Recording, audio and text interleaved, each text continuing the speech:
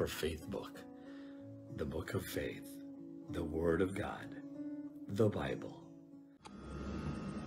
Hi, good evening. I'm Pastor Rafa and I'm here to discuss with you John chapter 3 verses 1 to 8. It's about Nicodemus coming to the Lord Jesus Christ and trying to ask something. Sa buhay natin, hindi naman tayo makakapagtago sa Diyos. Alam nyo ba yon na alam ng Diyos kung ano tumatakbo sa likod ng isip mo at sa puso mo. Just like with Nicodemus, if you would read it, pumunta si Nicodemus in the middle of the night to the Lord Jesus Christ and asking something. Sinasabi niya doon na sa verse 2, he came to Jesus at night and said, Rabbi, we know you are a teacher who has come from God, for no one could perform the miraculous signs you are doing if God were not with him. Alam mo sagot ni Jesus doon? Bigla siya sinagot ni Jesus, unless a man is born again, you cannot see the kingdom of God. Teka muna, ang layo naman ata nung diskusyon ni Nicodemus, o doon din sa sagot ni Jesus.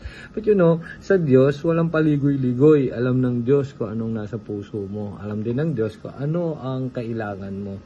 And from here, makikita din natin na sinabi ni Jesus that unless a man is born again, he cannot see the kingdom of God. Ano ba ibig sabihin ng pagiging born again? Pinaliwanag din yun ni Jesus kay Nicodemus. Kasi si Nicodemus, akala niya, philosophical siya. Sabi niya, how can a man be born again? Can I enter my mother's womb a second time? Sabi niya, lalo na kung matanda na ako. Of course, sabi ni Jesus, hindi pwede mangyari yun physically. Bakit? Hindi na mangyayari yun kasi malaki ka na. Pero ang sinabi ni Jesus, ang pinanganak sa laman ay laman. Ang pinanganak sa espiritu ay espiritu.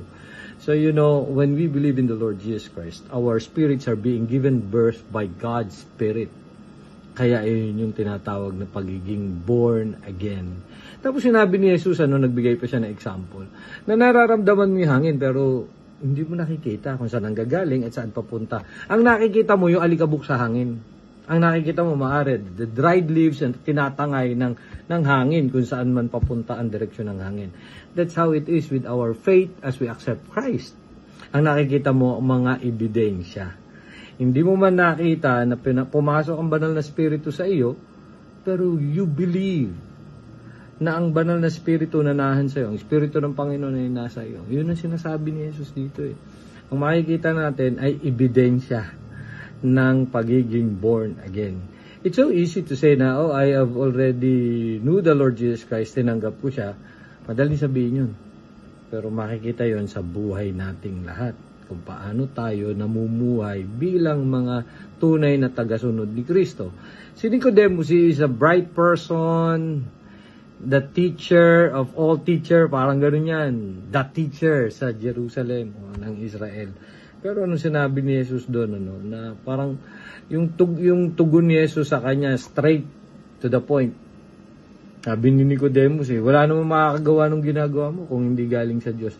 And in-address niya si Jesus as teacher, not as God, not as Lord. Akala ko alam niya yun, akala ko matalino siya. Akala ko he is the teacher. But this one, he missed it. Kaya sabi ni Jesus sa kanya, kung hindi ka magkaroon ng panibagong puso, hindi mo makikita ang kaharian ng Diyos.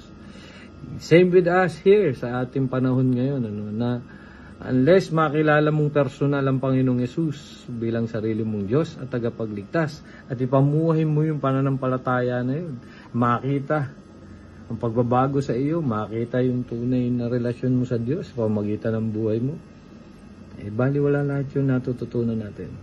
Hindi tayo mananalo kay Nicodemus kung pagdating lang sa Bible, kayang i-recite nun yung Torah Kaya niyang i-recite yung lahat ng nasusulat sa Hebrew Bible, Pero tayo kaya, baka mga ilang pangako nga lang ng Diyos, hindi nga natin kayang i-recite Pero kahit na anong talino ni Nicodemus, still need to be born again.